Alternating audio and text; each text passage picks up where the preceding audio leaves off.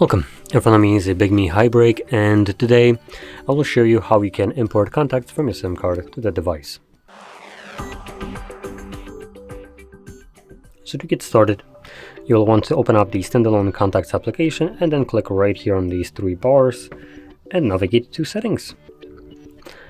Next, click on import and choose where you want to import contacts from. For me, that will be the SIM card. Next, select where you want to import contacts to.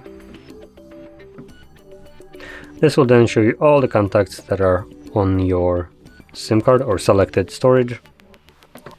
Now we should be able to click right here as a drop-down menu and we can select all.